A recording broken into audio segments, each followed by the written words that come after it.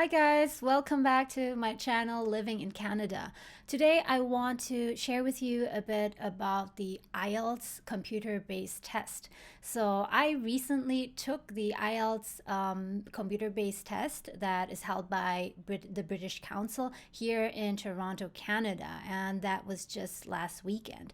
So for those of you who are about to take the IELTS test, you might be curious to know about how the computer-based test is, and yeah, I'll share with you a bit about my personal experience. And I want to say up front here that I'm not going to talk about the difference between the IDP IELTS, the IELTS held by IDP versus IELTS held by the British Council. That might be a video for another time, because in fact I've already taken the IELTS test several times, not because of the grade, but because it simply expired already, and for some reasons I had to extend my IELTS. So what I want to share with you today is specifically about how my experience was taking the computer-based test versus the paper-based test, and also why I personally now prefer the computer-based test by far. One of the things that you might want to know is whether or not the paper-based test and the computer-based test is the same in terms of the questions and everything.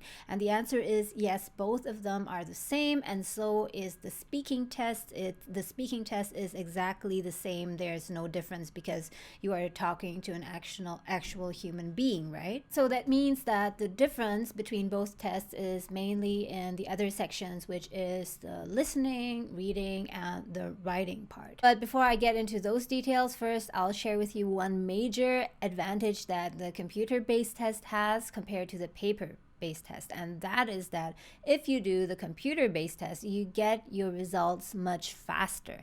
You are likely to get them within 5 to 7 days. At least that is what is promised on their website. Versus if you take the paper-based test, you would only get your results after around 13 days. And I know that in many cases, and maybe in your case as well, time is of the essence. You need this IELTS test for a particular purpose, to study in Canada or to come to Canada to work, or for your PR application and for other things. So you want to have the results as fast as possible, and that is a very good reason why to take the computer-based test instead. So let's start with the listening test first. During the listening test, you will be asked to put on your headphones, and then you will listen to a text or to a conversation, a telephone conversation, or a dialogue between two people. And then you have to fill in the blanks, fill in some of the answers based on that conversation. And here what's important to note is that you will only hear that text or conversation once, so it will not be repeated, and that is why you really need to pay very close attention. And here in the computer-based test, as is in the paper-based test, you will also be given a piece of paper and a pen or a pencil, so you can like scribble some notes on there, but eventually you need to type in your answers into the computer. And one difference here is also that you get less time in the end to check your answers. So in the paper-based test, you will get, I think, around 10 minutes or so in the end of that listening section to transfer your answers from your scribbles, from your notes, to the actual exam answer sheet.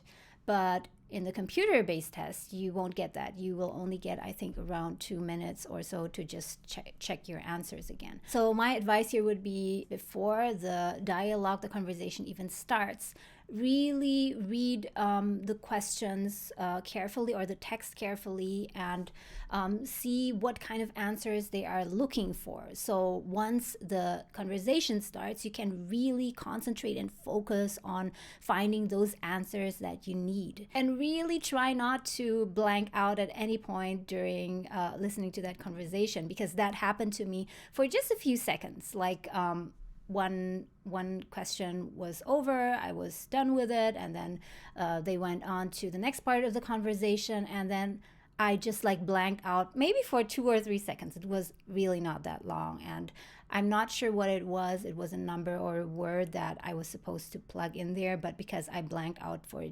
just a few seconds, I somehow missed that answer. But it's okay, because I did I think I did pretty well on the other sections, so that shouldn't be much of a problem. But if you can, really try to focus during the whole conversation so you don't miss out on any of the answers. So now let's go to the reading part. In the reading part, there are different sections and different styles of questions and answers, and I'm not going to go into those details, at least not in this video. But if you are interested to find out more about that, or if you want more tips about how to nail the IELTS and get a good score, then let me know in the comments below. And if many people are interested in that, then I might make a dedicated video for that. So back to the reading test. So in general, what I really like about doing the computer-based test was that you can see everything neatly on one screen. I mean, obviously for longer text, you have to scroll up and down, right? But the good thing is that you have, mostly you will have the text, or sometimes a map also on one side, and then on the other side you have your questions.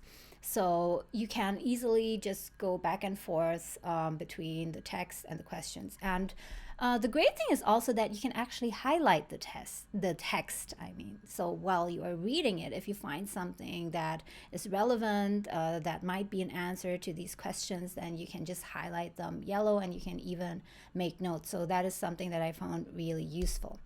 And in one part of the reading section, what was also really great is that they kind of section the question and answers on one side. So let's take, for example, the reading section that is multiple choice, that has multiple choice answers.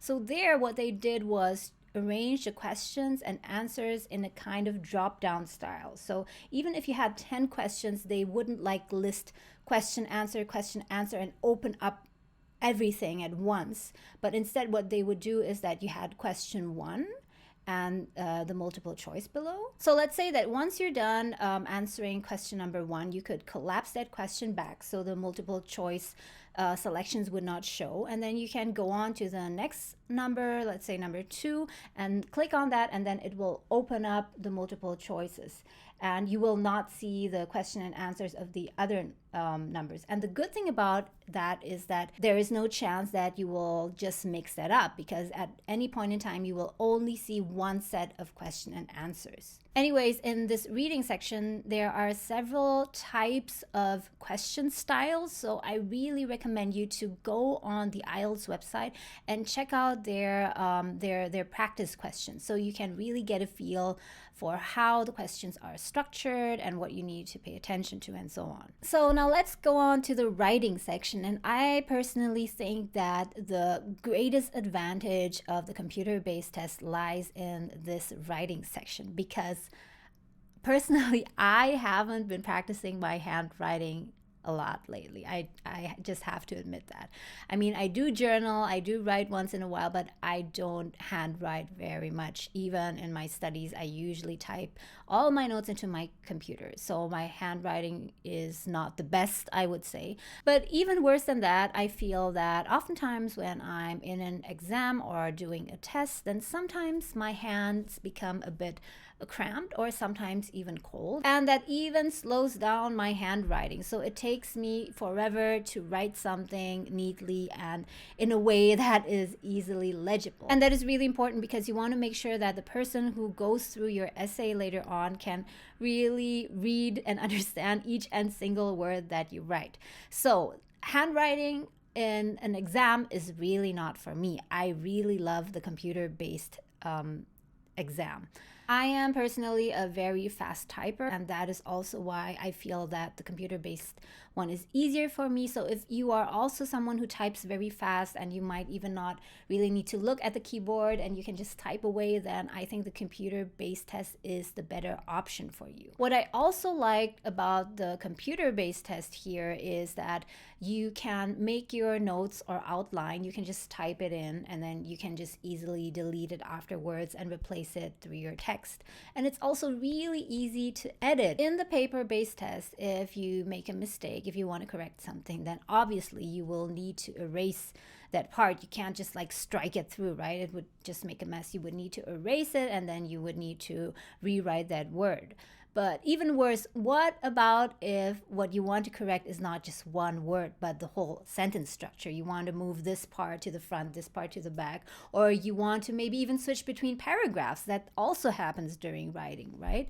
And I think that it's really hard to do that in a paper-based test, except, of course, if you are such an excellent writer that you are so organized, your ideas are so organized that you can neatly write everything from front to back without making an error, then maybe the paper-based test is indeed for you. But if that's not the case, at least that's not the case for me, then it's much easier to go with the computer-based test because you can just easily shift things around, right? You can just delete this part, edit this part, and it will be done in no time. Another great thing is if you do the computer-based test and you type your essay, you will be able to see the number of characters that you input.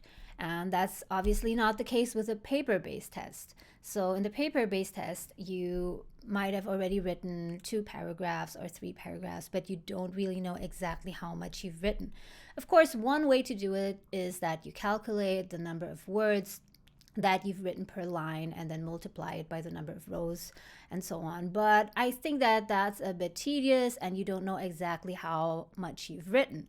Whereas in the computer-based test, you can see it at any time because it's noted down below. So in below the box where you write your essay, you can see how much you've written, how many words you've written, so you don't need to count them. So if you're still under, you haven't met the word count yet, you can just simply rearrange and add some sentences to your essay to meet that word count, and you don't waste any time thinking about, have I written enough, how many words do I have, and so on.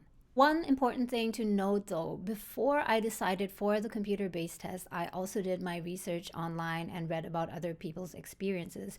There are some people who are very sensitive to sound, to noise. So when you're in that room and typing your essay, other people will also be typing theirs, right? They will be typing on their keyboards, and that obviously makes sounds. Where I took my test at the BC, and this should be the case everywhere though, they offered me earplugs, but I didn't use them. But in any case, there are people who are sensitive to sound, and the noise of the keyboard clicking and people typing away might annoy or distract them. But for me, that wasn't really a problem, and I even didn't use any earplugs. But if you are someone who is easily distracted by that, then either make sure that you have earplugs, or maybe you might reconsider and take the paper-based test instead.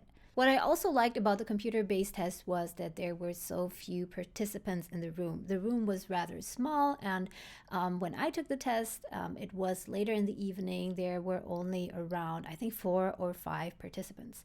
But my husband also took the test, the computer-based test, and he took it, I think, around noon, and there were more people, like around 10. But there are far less people than when I took the paper-based test. And I also read that other people had that same experience. I don't know if this really matters to you or not, but personally, I just found it calming to have less people in the room. That way, I just found it easier to concentrate, and overall, the atmosphere felt like it was less pressure compared to being in a room where there are 50 people or so. I think that alone makes it feel a bit hectic and a bit more stressful. So overall, if I had to take the test again one day, and that might be the case because the thing is that the IELTS test expires after 2 years, right? So if you still need the test for something, for some application, then you will need to retake it and update it. So if I had to take the test again, then I would definitely go for the computer-based test due to all the reasons that I just mentioned now. One important thing that I need to stress again, in case you are considering to take the computer-based test, is to go onto the IELTS website and try out their practice questions. They have tons of practice questions where you can just try out the different styles of questions. Obviously, in the test, you will get different questions, but by studying the style of questions, like they have multiple choice question and answers, they have fill in the gaps, they have matching answers. So by studying that, you will have a good feel about what it will be like, and you will also not be surprised on the day. Because if you don't do that and just go to the test and you're not used to how it's done, how you drag answers, how you fill in things, and what functions are available in the computer-based test, then you might be wasting 5 or 10 minutes of your time, of your precious time during the test, just finding that out. So definitely head over to the IELTS site first and try it out for yourself. I took my test last Saturday, and now as I'm recording the video, it's Wednesday, so only 3 business days have passed so far, and I have not received my IELTS test yet, but I might make another video and update you on that once the results are out. Please let me know in the comments if you are interested to know more about that. By the way, I took the general test and not the academic test. In the previous IELTS test that I took, my band score was 8.5, so I'm really curious to find out what my score will be this time, because I've been in Canada for a bit over 2 years now, so I don't think that my English would have gotten worse during this time. I would be really surprised about that. So I myself am really curious to know about what my results are. One of the reasons is because I wanted to know whether or not the computer-based test had any influence on my results. So I think that my English skills should be more or less the same and shouldn't have changed much. So I would be surprised if in any case I would see a large discrepancy, a large difference in the scores between now and then. So that was it for today. I hope that you found this video useful. And again, if you have any questions about living, studying, working in Canada, feel free to drop them in the comments below. And if I see that there is a particular interest in some topic, then I might make a video specifically on that. Also, if you have any questions, just drop them down below and I'll try my best to answer them. Thank you so much for watching, and I'll see you again soon.